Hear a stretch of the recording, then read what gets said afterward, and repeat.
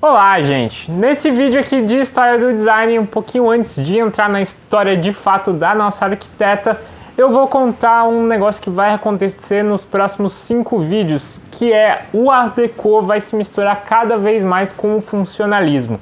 Então, os produtos que eu vou mostrar aqui dela vão ter uma linguagem muito já próxima do funcionalismo, mas eles estão aqui nesse período de Art Deco por causa das questões ornamentais que vocês já viram lá no primeiro vídeo, mas se não viram, estou deixando linkado aqui no card e um link na descrição. Vamos então hoje para a história da Eileen Gray, que é essa arquiteta irlandesa desse período. A Eileen nasceu em 1878 na Irlanda. O pai dela era um pintor, ele era um pintor não muito famoso, mas ele tinha bastante acesso aos artistas ali, os artistas mais consagrados da Irlanda.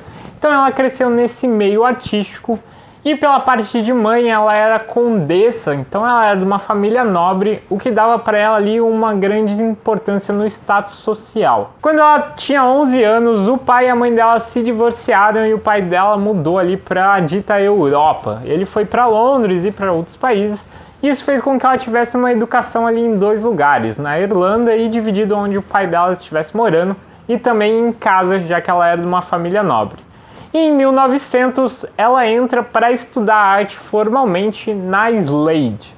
A Slade School era uma escola de arte ali de Londres e ela era conhecida por ser boêmia, porque muitos das alunas ali, os alunos, eles eram coeducados, então era quase como uma educação secundária em arte, porque principalmente acontecia com os alunos mais dessa categoria da nobreza.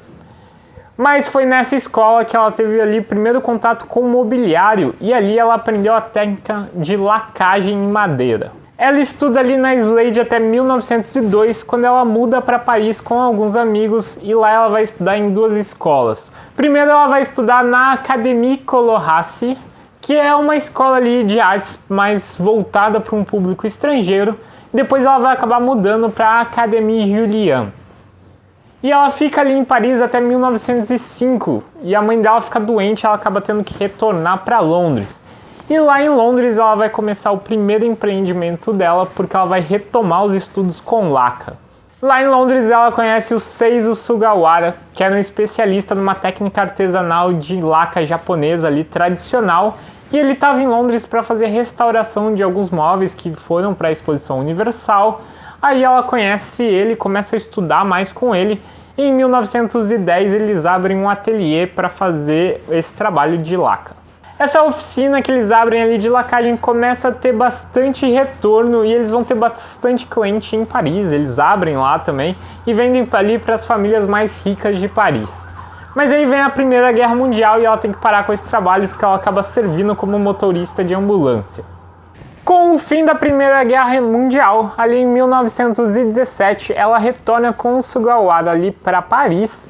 E lembrando aqui que a Europa nesse momento, principalmente os países que saíram mais vitoriosos, eles estão ali num êxtase para investir e reconstruir toda a Europa que tinha sido destruída. Mas também estava uma empolgação ali, um positivismo de entrar nessa sociedade moderna e de que essa teria sido a única guerra que ia acontecer, a partir dali isso ia ter prosperidade. E nesse espírito, algumas das pessoas mais ricas ali de Paris vão contratar a Eileen para desenhar esse novo ambiente moderno e ela vai começar a trabalhar com design de interiores. E uma dessas pessoas é a Juliette Levy, que vai contratar a Eileen para desenhar o apartamento dela na Rue Letard. E esse apartamento ele vai repercutir muito na mídia, porque a Eileen vai trabalhar ali esse modernismo, e esse apartamento vai ficar conhecido como a epítome do Art Deco. E é nesse projeto que ela aproveita para desenvolver uma linha de mobiliários que ela vai usar ali, e essa repercussão midiática faz as pessoas quererem consumir aquele móvel e ir atrás. E a Eileen decide por abrir uma loja que vai vender os projetos dela e alguns outros, que é a Jean Desert. Essa loja ela funcionou até 1930, ela acaba fechando por problemas financeiros, lembrando que 1930 já é vésperas da Segunda Guerra Mundial, então estavam tendo várias tensões econômicas ali e políticas na Europa. E olhando para ela, dá para ver que no começo a Eileen estava preocupada em usar os materiais mais luxuosos, mais exóticos, que está muito ligada à ideia do Art Deco, e que ela vai caminhando por uma coisa mais funcional, mais produtos mais standard. E isso acontece além desse contexto econômico ali das pressões da guerra, porque ela começa a se interessar pela arquitetura e pelos pensamentos dos funcionalistas e modernistas da época. E esse interesse dela ali pela arquitetura começa em 1921, quando ela entra num romance com o arquiteto romeno Jan Budowicz. Ele vai incentivar ela a estudar arquitetura, o que ela vai fazer sempre de maneira informal. Mas ela vai aprender bastante e vai realizar um dos projetos mais especiais, que é a casa em Mônaco, que chama E1027.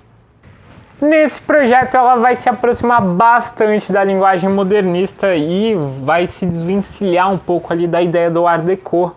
Principalmente na arquitetura ela vai seguir os preceitos do Le Corbusier, da casa de morar. Então essa casa ela é um grande cubo branco com os ambientes abertos, integrados, suspensos por pilares. E além da casa ter essa linguagem ali mais modernista, mais funcionalista, ela também vai trazer isso no mobiliário que ela vai desenhar aqui para dentro, olhando para uma leveza e uma linguagem um pouco mais industrial.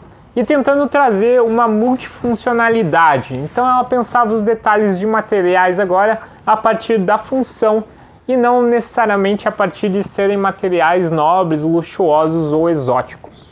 Mas vamos então olhar para esse mobiliário e começar a tentar entender essa mudança, essa transição de Art Deco, de elementos mais luxuosos para uma linguagem mais leve, mais funcional, mais industrial. Bom, a primeira coisa que a gente consegue notar aqui é que desde o começo ela trabalha uma linguagem abstrata, sem passar por aquela ideia de figuração, de fazer referência à natureza.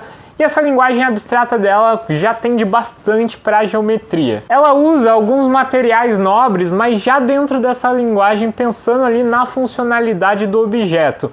O que acontece é que no começo é que algumas formas são meio exageradas ali para uma linguagem de máquina industrial. E ela vai caminhando para tentar deixar esses objetos cada vez mais leves. E além dessa leveza visual, ela também começa a pensar na praticidade do uso. Então ela vai começar a pensar os materiais para atender o uso e não necessariamente para mostrar que aquele material é mais nobre.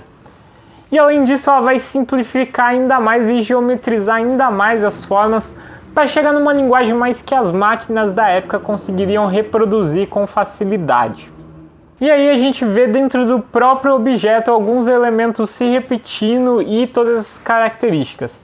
O exemplo mais emblemático aqui do trabalho dela é essa mesa E1027, em referência à casa, que a gente vê dois círculos aqui, que são círculos de mesma dimensão. Ela tem esse tampo de vidro, então ela está trazendo essa leveza, mas ela também traz uma leveza no peso mesmo, que essa é uma mesa auxiliar ali para colocar uma xícara de café, um livro, e que ela queria trazer de um lado para o outro. Então ela usa esses tubos aqui de metal que vai tirar o peso da peça, e ela também desenha aqui essa alça que também serve para sustentar e estruturar a peça. Então a peça ela tem a função e a função é a estrutura e o material é pensado para atender essa função. Depois desse primeiro momento ali de entusiasmo pós-guerra europeu com o positivismo, com essa visão do mundo moderno, vem a Segunda Guerra Mundial e a Eline vai acabar sofrendo bastante das consequências desse período. Algumas das cidades que ela tinha as obras e os projetos dela são bombardeadas, invadidas e ela acaba tendo que ficar refugiada. Ela acaba passando bastante tempo longe assim do holofote da sociedade, até que em 1967 tem uma retomada ali do trabalho dela quando ele é publicado numa revista muito importante italiana, que é a Domus. Com essa retomada, a Eline ainda consegue fazer alguns contratos de produção das peças dela e que ela acaba aproveitando um pouco desse momento, mas em 1976 ela acaba falecendo. E esse foi um pouco do trabalho da Eileen Gray. Se vocês gostaram desse conteúdo de história do design e quiserem acompanhar mais dele, se inscreve aqui no canal e aproveita e comenta aí o que vocês acharam do trabalho dela. Para quem não me conhece, eu sou designer de produto e eu tô deixando aqui no link também a minha loja, onde vocês podem ver os produtos que eu já desenvolvi, um vídeo sobre eles aqui no canal. E vocês podem me seguir lá no Instagram também para acompanhar o dia a dia do meu processo criativo. E a gente se vê em breve por aqui.